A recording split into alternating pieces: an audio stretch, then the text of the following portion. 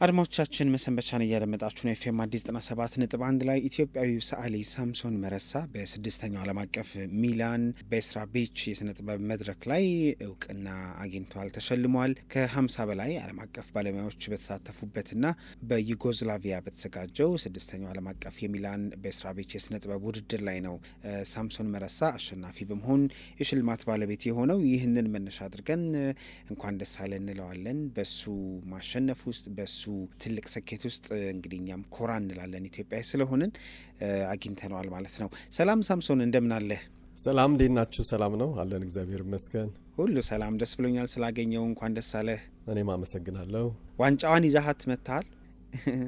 እንግዲህ የዩጎዝላቪያን በትልቅ ክብር ይመሩ የነበሩ የማርሻል ቲቶ የእሱን የክብር ሽልማት ነው ያገኘሁት። የእሳቸው ምስል ያለበት 2 የተቀረጹ ሐውልቶች ያሉበት ሪሊፍ ሆኖ የተዘጋጀ በዛ መሰረት የተዘጋጀ ሽልማት ነው የተቀበልኩት። ይህም ደግሞ ለሰላም አስተዋጽኦ ላደረጉ ሰዎች የሚሰጥ ሽልማት ነው። በጣም ደስ ይላል። አሸናፊ እንድትሆን ምክንያት የሆኑ 2 ስዕሎች እንዳሉ ሰምቻለሁ። እንደው ስለ ስዕሎቹ ለሬዲዮ አድማጮች በሚገባ መንገድ ብትነግረን ደስ ይለናል። እንግዲህ እኔ ከመጀመሪያም ጀምሮ የስዕሌ ታይትልና አካሄድ ሩትስ ይባላል። በስነ ጥበብ አካሄድ ውስጥ የራሱ የሆነ ታይትል፣ ያው አንድ ሰዓሊ መነሻ ሀሳብ ታይትል ይኖረዋልና ልክ እንደዛው እኔም ሩትስ ብዬ ስነሳ የአንድ ነገር አንድ አፍሪካኖች የሚሉት አባባል አለ፣ ኢፍ ዘ ሩት ኢዝ ስትሮንግ ዘ ፍሩት ኢዝ ስዊት ይላሉ። እና ፍሬው መልካም እንዲሆን ያው መሰረቱ ላይ ያለው ነገር መልካም ሲሆን ፍሬው ጣፋጭ እንደሚሆን ያሳያል። እና ብዙ ጊዜ የእኔ ስራዎች በዛ ውስጥ ያጠነጥናሉ። አሁን በዚህ በሰርቢያ በተካሄደው አርት ፕሮግራም ላይ ከሰላም ጋር በተያያዘ ነበር ስራዎችን ያቀረብኩት እና 2 ህጻናት አሉ። ከዛ በኋላ ደግሞ የዛፍ ስሮች እንደ አንድ አካል ሰውነታቸው ነው ከስር ይታያሉ። ከላይ ደግሞ የዛፍ ቅርንጫፎች አሉ። ከላይ ደግሞ አዋፍ አሉበት። ያ ማለት ዲፕ የሆነ መንፈሳዊ የሆነ ነገር የሚታይበት ምስል ነው። በተቻለ መጠን ተፈጥሯዊና ናቹራል የሆነ ነገር ተፈጥሯዊ የሆነ ነገር እንዲታይበት እና በተለይ ደግሞ ልጆች ላይ ቤዝ ያደረገ ነገር እንዲታይበት ለማድረግ ሞክር ያለው ህጻናትም ላይ እንዲታይ የህጻናት መልክ እንዲኖራቸው 2 መልኮችን እዛ ውስጥ አካትቻለሁ። ያ መንፈሱ ምንድነው? የልጆቹ የራዕይና የነገን አገር የነገን ዓለም ለመገንባት ዛሬ እዚህ ላይ መሰራት አለበት ነው። ትውልድ ላይ መሰራት አለበት ነው። ያ መሰረት ላይ የተሰራ ነገር ሁልጊዜም መልካም ነገርን ያፈራልና ያንን ነገር ላይ ትኩረት አድርገን እንድንለው ማለት ትኩረት እንዲደረግበት ነው። የነገን ዓለም መልካም እንዲሆን ለማድረግ ይሄኛው ዛሬ ላይ ብዙ መሰራት የሚጠይቅ ነገሮች ላይ መሰራት አለበት። አንደኛው ስራዬ ላይ ደግሞ ውስጠትን የሚያሳይ ነው። ካራክተሩ ፖርትሬት ነው፣ የመልክ ነው፣ የሰው መልክ ነው። አንድ አፍሪካዊ መልክ ያለው ወጣት ነው። አይኑን ጨፍኗል። ዙሪያውን ያወፋት አሉ። በተጨማሪ ደግሞ የተለያዩ የተፈጥሮ አይነት ነገር አለው። እሱን ለማሳየት የፈለኩበት ምክንያት ምንድነው? የሰላም ምንጩ ውስጥ ነው፣ ውስጠት ነው። የአንድ ሰው ውስጡ ነው ብዬ ስለማምን ነው። አንድ ሰው ውስጡ ሰላም ካለ፣ ውስጡ የተረጋጋ ከሆነ፣ ውስጡ መልካም ነገር የሚያወጣ ከሆነ አካባቢው በሰላምና በጥበብ ይሞላል። ያንን ብዬ አምናለሁኝ። መንፈሳዊነትን ያሳያልና የእግዚአብሔርንም ሰላም ለማሳየት እና ከእግዚአብሔር የሚገኘውን ነገር ያው እሱን እንትን በማድረግ ነው፣ እንዲታሰብ በማድረግ ነው እና በዋናነት እንትን እንዲል ነው ማለት ውስጥ ያለው ማንነት እሱ በተቻለ መጠን የማንም ሰው ቢሆን እሱ ከዛ የሚወጣው ከዛ የሚዘራው ነገር ነው አካባቢያችን ላይ የሚያቆሸሸው፣ አካባቢያችን ላይ ደግሞ የሚያጸዳውና እዛ ላይ እሱ ላይ መሰራት አለበት ነው። በጣም ደስ ይላል። እንግዲህ እነዚህ 2 ስዕሎች ናቸው እውቅና እንድታገኝ ምክንያት የሆኑ። ከ50 በላይ ዓለም አቀፍ ባለሙያዎች የተሳተፉበት ነውና ዝግጅቱ በዚህ ፕሮግራም ላይ እውቅና አግኝተሃል። እምልህ ትርጉሙ ከሽልማት በላይ እንደሚሆን ተስፋ አደርጋለሁኝ። ምን ተሰማህ? እንዴት ያለ አቅም ብርታት ይሰጣል እንዲህ አይነት ሽልማት? የበለጠ ብሩሽን እንድታነሳ ግፊት አድርጓል ብዬ አስባለሁ። አዎ ማለት በጣም ትልቅ ኩራት ነው የተሰማኝ።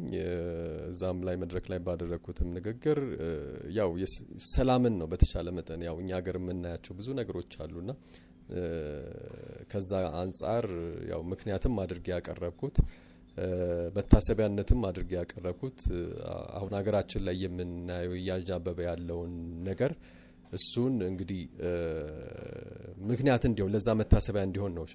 በዛ ጊዜም ንግግሬን ሳደርግ እንትን የለውም። ሰላም በእኔ እምነት የሰላም መጥፎ የለውም፣ የጦርነት ደግሞ ጥሩ የለውም። በዛ ውስጥ ሰዎች ያልቃሉ። የትኛውም ጦርነት በዓለም ታሪክ ውስጥ የሚያስተምረንና የሚነግረን መጨረሻቸው የሚፈታው በንግግር ነው።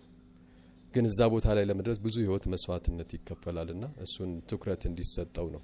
በእኛ ሀገር ላይም ያለው ቅድሚያ ለዛ አይነት ትኩረት እንዲሰጠው ነው። መድረክ ላይም ያው እንደ አንድ ሀሳብ አድርጌ ምክንያት መታሰቢያ አድርጌ ያቀረብኩት። ከዛ ባለፈ ደግሞ በመድረኩ ላይ እኔ ብቻ አልነበርኩም ከኢትዮጵያ የተሳተፍኩት። ሁለት አርቲስቶች አብረው የነበሩ መስፍን መብራቱ፣ አርቲስት መስፍን መብራቱ፣ ኤደን ሙሉነህ፣ እነዚህ ሁለት ሰዎች አብረው የነበሩ እነሱም በስራቸው ከፍተኛ ስራን ያቀረቡ ነበሩ።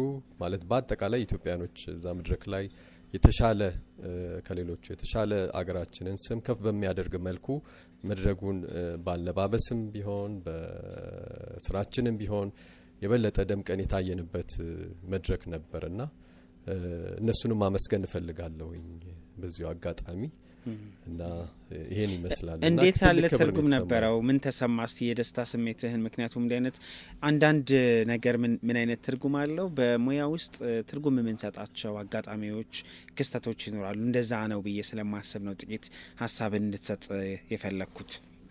አዎ እንግዲህ እኔ ከፍተኛ ደስታ ነው የተሰማኝ በዛ ቦታ ላይ መድረኩ ላይ። እንግዲህ እኔ አገሬን ወክዬ ነው እዛ ቦታ ላይ ማንም ሰው የኔን ስም እዛ የነበሩ ሰዎች እኔን የሚጠሩኝ በስሜ አይደለም። ኢትዮጵያ ያው ስሜን ሊያውቁት ይችላሉ፣ ግን ትልቁ ምልክቴ ኢትዮጵያ የሚለው ስም ነበር ቀድሞ መድረኩ ላይ የሚታይ የነበረው።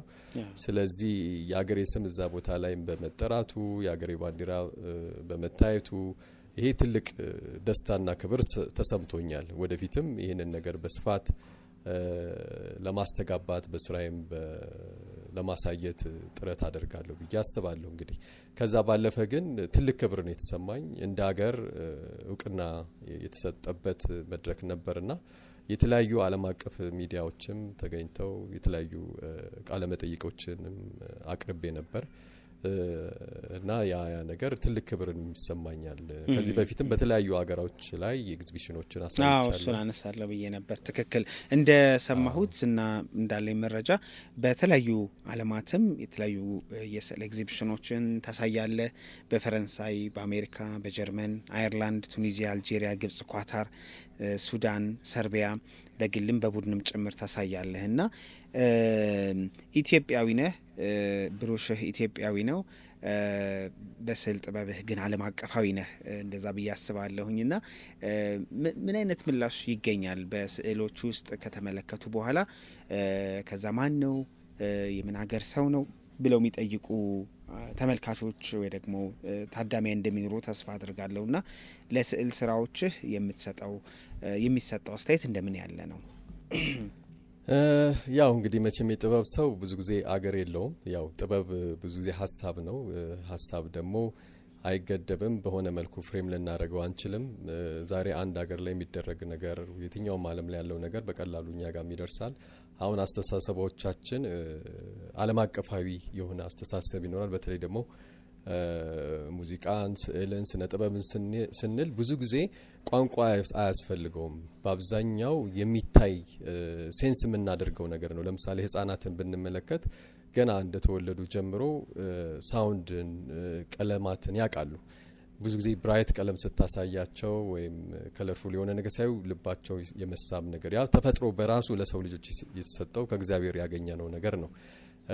ሙዚቃም ላይ ስታዩ እንደዛው ሴንስ ያደርጋሉ እና ይሄ ማለት ተፈጥሯዊ እንደሆነ እናያለን።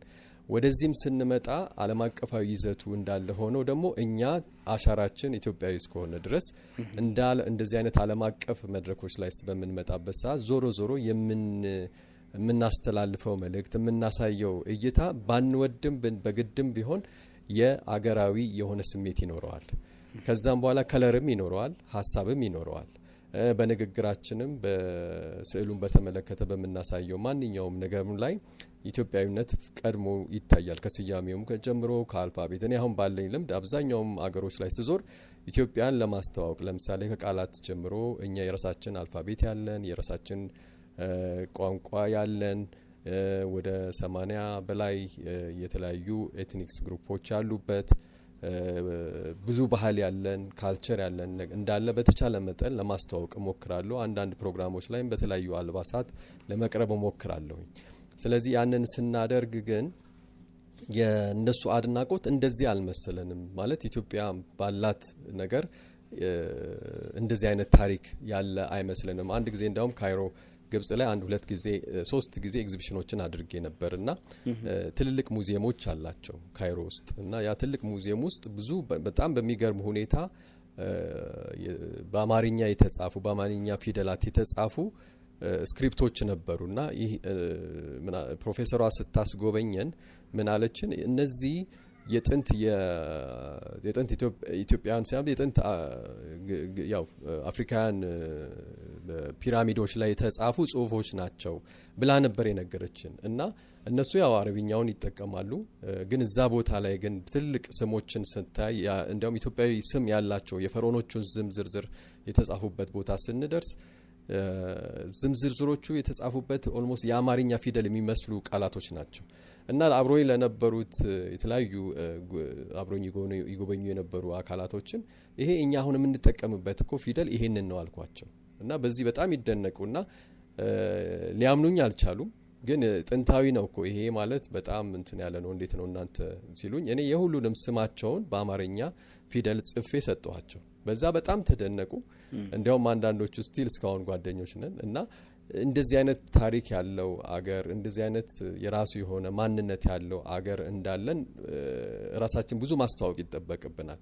እና ይህም ትልቅ ታሪክ ትልቅ ሀብት ነው እና አንዳንድ ጊዜ እኔ ብዙ አገሮች ላይ መጎብኘት እድሉ ስላልነበረኝ ሳየው በጣም ትንንሽ ታሪክ ይዘው ማለት ትንንሽ ነገሮችን ይዘው በጣም ትልቅ አድርገው አጉልቶ ነው የሚያሳዩንና እኛ ሀገር ግን ስንመጣ እኛ ትልልቅ ታሪኮችን ይዘን ግን በማሳየቱ ሂደት ላይ ግን ብዙ አቅም አይታይምና እዚህ ላይ ብዙ መስራት አለብን እነሱ ሞር እኛ ታሪኮች አብዛኛው ቪዥዋል የተደረጉ አይደለም ስክሪፕትድ ናቸው የተጻፉ ናቸው እነሱ ግን ምን ያደርጉታል ወደ ቪዥዋል እይታዊ ያደርጓቸዋልና በደንብ ሴንስ እንድናረገው ያደርጉናል እና የኛ ሀገር ታሪክ ደግሞ እንደዚህ አይነት ቪዥዋሊ መታየት የሚችልበት አቅም በተቻለ መጠን መሰራት ቢችል ደግሞ የበለጠ ኢትዮጵያ ለሌላው ዓለም በታሪክም በአመለካከትም በጣም ሰዎች እንደ የራሳቸው ማንነትም ለማየትም መሰረታቸውን ለማወቅም ሩታቸውንም ለመፈለግም ምክንያት አድርገው ወደዚህ ሀገር ብዙ የሚጎርፉበት ምክንያት ሊሆን ይችላልና ይሄ ብዙ መስራት አለበት ብዬ በዚሁ አጋጣሚ መጥቀስ ፈልጋለሁ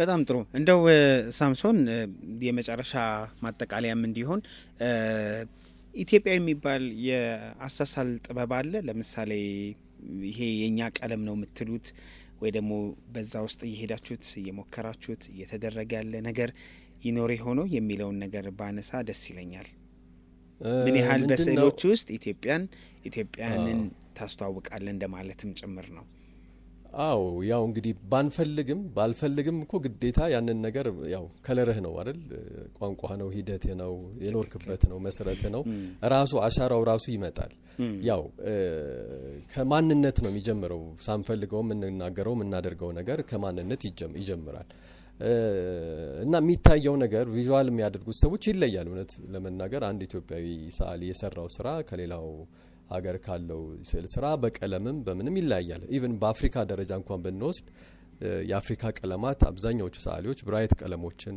ብርሃናዊ ቀለሞችን የፀሐይ ቀለማት የሚባሉና የኤርዝ ከለሮች የመሬት ቀለሞችን በአብዛኛው ይጠቀማሉ ወደ አውሮፓው ሲኬድ ደግሞ ቀዝቀዝ ያሉ ቀለም እንደ እነሱ እንደ ዌዘራቸው እንዳላቸው ክላይሜት የአየር ሁኔታ የተጽዕኖ ውስጥ ገብቶ እናያለን ወደ አፍሪካዊ ወደ ኢትዮጵያዊ ነገር ስንመጣ አብዛኛው ጊዜ የቤተ ክርስቲያን ስራዎችን ስንመለከት ከነዚህ ፕራይመሪ ከለርስ የሚባሉ ሰማያዊ በመጠኑ ሆኖ ግን ቀይና ቢጫ በጣም ጎልቶ የፀሐይን የብርሃንን መሰረት ተከትሎ ስለሆነ እንትን የሚያደርጉት የሚያሳዩት አብዛኛው እንደዚህ አይነት ቀለሞች ብራይት የመሆን ነገር አላቸው። ያም አፍሪካውያን አብዛኛው የሚጠቀሙበት ማለት ነው። ያው ኢትዮጵያውያን በዛው ስር ስላለን ማለት ነው።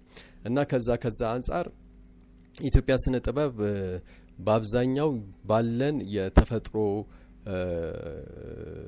ሁኔታዎች አንፃር ተጽዕኖ ውስጥ ያለ ነውና ከዛ አንፃር በከለርም በፎርምም የአንድ ወጥነት የመሆን ነገር እንዳለ ሆኖ በልዩነት ውስጥም የሚታይ ነገር አለው እና ሳንወድም ልክ ማንኛውም ኢትዮጵያዊ ሳሊ እነዛን ቀለሞች እንዲታዩ ያደርጋል በሸራው ላይ ወይም በቅርጹ ላይ እንደዛ ነገሮች እንዲኖሩ ያደርጋልና ያ ኦሬዲ ከማንነታችን የምንወስዳቸው ነገሮች ናቸውና ይሄን ይመስላል። እንደው የመጨረሻ ባነሳ ደስ የሚለኝ ነገር ሳምሶን ባንተ የስዕል ህይወት ውስጥ ተጽዕኖ ያሳደሩብህ ሰዓሊያን እነማን ናቸው? ከሀገር ውስጥ ከውጭ አንዳንድ ብትጠቅስልን። እንግዲህ እኔ አሁን ከአዲስ አበባ ዩኒቨርሲቲ ከአለ ስኩል ኦፍ ፋይን አርት ነው ግራጁዌት ያደረኩት የዛሬ 25 አመት አካባቢ 26 አመት ነው። እንግዲህ በዲግሪ ፕሮግራም በዲፕሎማ ፕሮግራም ለ4 አመት ከዛም በኋላ በዲግሪ ፕሮግራም ደግሞ ለ2 አመት ከዛ ደግሞ ማስተርሴንም እዛው ነው የሰራሁት። ማስተርሴን የሰራሁት እዛው ነው እና ምንድነው የብዙ አስተማሪዎች ተጽዕኖ አሉ። አብዛኞቹ አንዳንዱ አስተማሪዎቻችን ጀርመን ሀገር የተማሩ አሉ። ራሻም ሶቪየት ህብረት በዛ ጊዜ የነበሩ የተማሩ አሉ።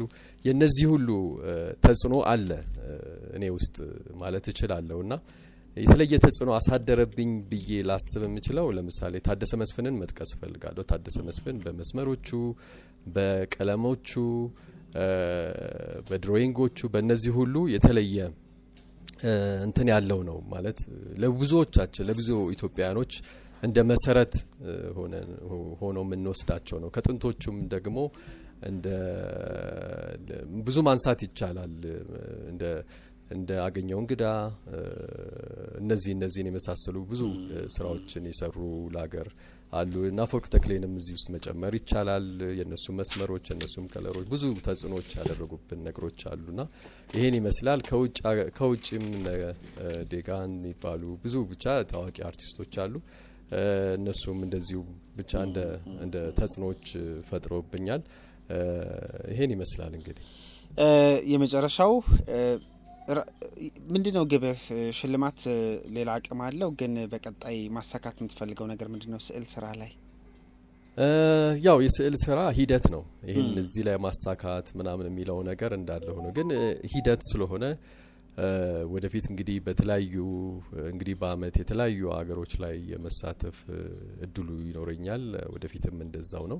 ስለዚህ በተለየ መልኩ ሀገሬን የማስተዋወቅ የራሴን ታሪክ የራሴን ማንነት የማስተዋወቅ በተለይ በጥበቡም በስነ ጥበቡ በስዕሉ ደግሞ ሀገሬን ስም ባሉት በዓለም አቀፍ አደባባዮች ማስጠራት ፈልጋለሁ።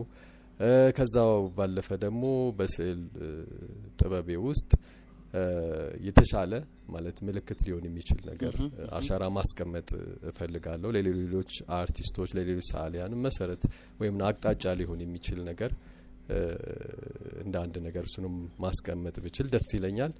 እንግዲህ ይሄን ይመስላል። እናንተንም በዚሁ አጋጣሚ ማመስገን እፈልጋለሁ። እንደዚሁም ቤተሰቦቼን ባለቤቴንም እንደዚሁ አመሰግናለሁ። መምህራኖቼን በጣም እጅግ አድርጌ አመሰግናለሁ። በዙሪያ ያሉ በተለይ አብሮኝ በመድረኩ ላይ የነበሩ መስፍን መብራቱ እንደዚሁ ደግሞ ኤደን ሙሉነህን እንዲሁ ደግሞ እዛም ሲኔጂያ ትባላለች ትልቅ ይሄንን ፕሮግራም ያዘጋጀችው ኦርጋናይዝ የምታደርገው በየአመቱ የምታዘጋጀው እሷንም በዚሁ አጋጣሚ ማመስገን እፈልጋለሁ። መልካም።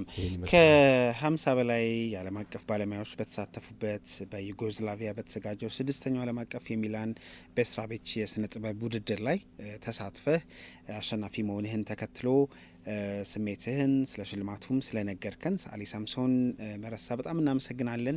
እኛም እንግዲህ ደስ ብሎናል። እንኳን ደስ አለ በድጋሜ በጣም አመሰግናለሁ። እግዚአብሔር ይስጥልኝ። እኔም አመሰግናለሁ። ቴንክ ዩ። መልካም አድማጮቻችን፣ ከዜማ በኋላ እንመለሳለን። አብራችሁን ቆዩ።